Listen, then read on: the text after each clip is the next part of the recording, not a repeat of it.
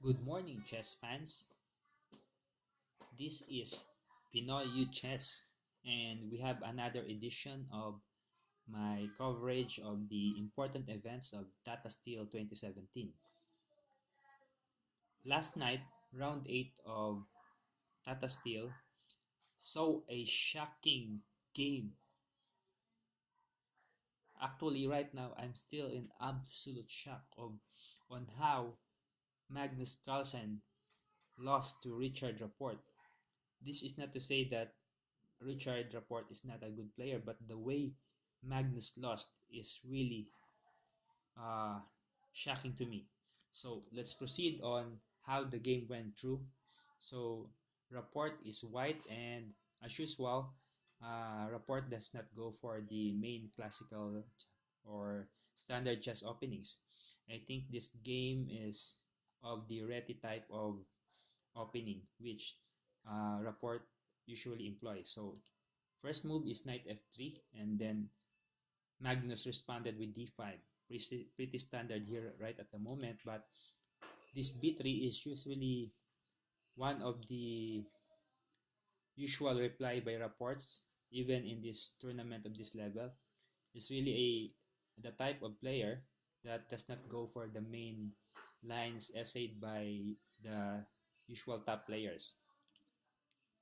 Bishop f5 by Carlsen, and then bishop b2, e6, and d3. So it is here. This is a game where White does not seek to occupy the center. He only seeks to control the center. H6 by Magnus, and knight bd2. So now there is a struggle for e4. It seems that both players are struggling to control e4 here, although Rapport has clear control of the squares d4 and e5. c4 by Rapport. So he has a different idea here. Instead of going directly e4, he goes for, although e4 is not yet feasible, he goes for c4.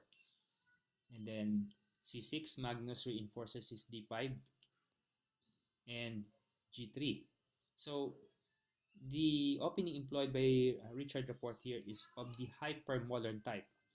He does not really seek to occupy the center but only control it with pieces pointing towards it. So he intends to move here bishop g2, which would eventually direct its uh, power into the e4 square.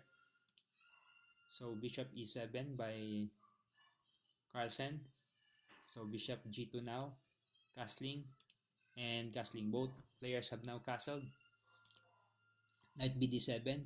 This the setup employed by Carlsen here is pretty standard setup for a d5 opening. a3, a5. So Carlsen is open to exchanging rooks here.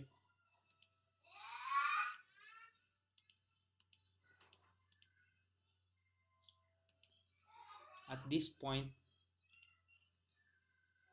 rooks were exchanged, and it seems that the b4 pawn here is intentionally given up by Rapport in order to capture the b7 pawn with his rook from f1.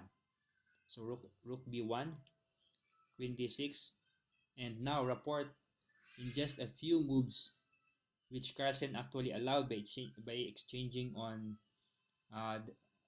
b4, by taking on b4 with his bishop. So Rapport is now in full control of the 7th rank. So e5 by Carlsen. It seems that Carlsen here is in control of the e5 square since he is occupying it, but the subsequent moves would prove that it is not the case. So d4. So here, the reply of Carlsen is to take on d4, but I think the game would have entered into a different scenario had he decided to push his pawn to e4. So he took on e4, Then also Rapport took with the knight. So this is the move which I think weakened Carlsen's position.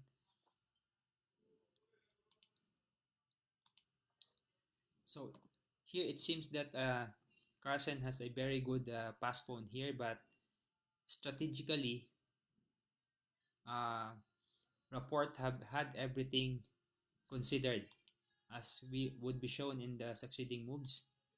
So here, the passer was allowed to continue by not taking on it. So Rapport just made the move e3. So if you look at this position, it seems that the pieces of Richard is in this array or on different parts of the board, but actually they're in sync with each other's objective as the next move would show. So here, knight e5.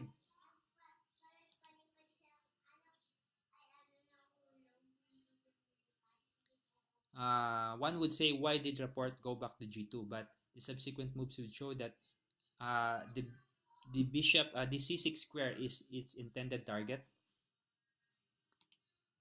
and this is the I think rook c8 is the move that actually really weakened Carlsen's position here.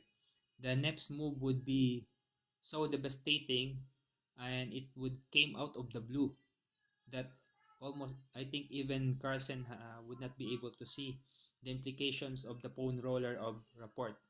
So it started with f4 and then e4.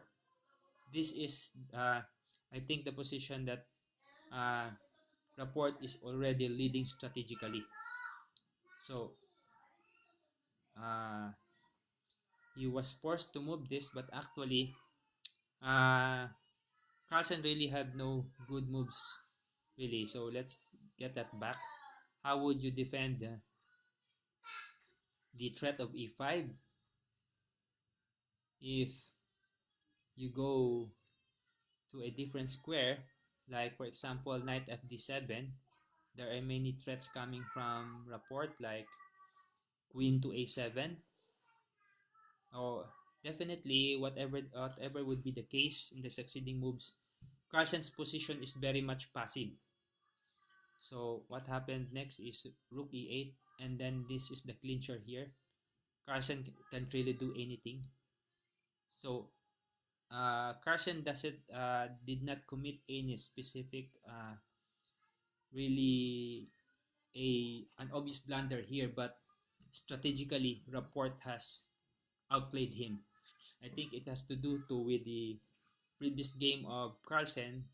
I think it's a marathon game previously in round 7 with Giri that really took a lot of energy from him. That's why he was not able to match up with Rapport in a really good form.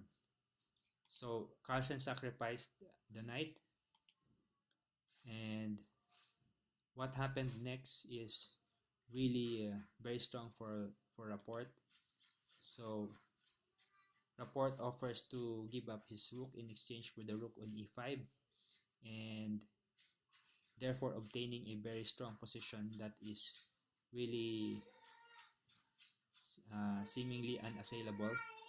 So Carlsen did not took on b6, but this is the great move that Rapport did. Rook b8 check, knight e8, and bishop c6. So if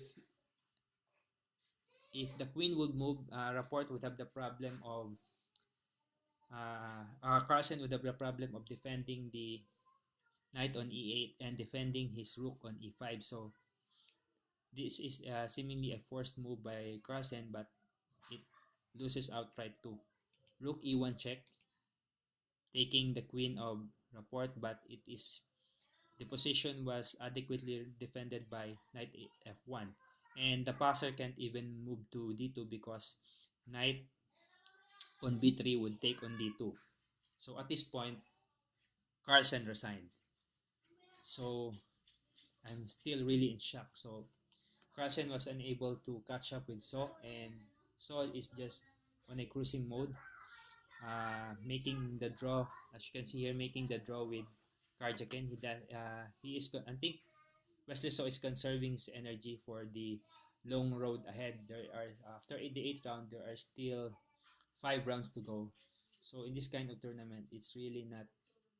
Uh, you don't need to push too hard in the middle so as to conserve your energy for the remaining game. So that's it, folks. This is my latest video, and thanks for watching, and please subscribe to my channel. Thank you and have a good day.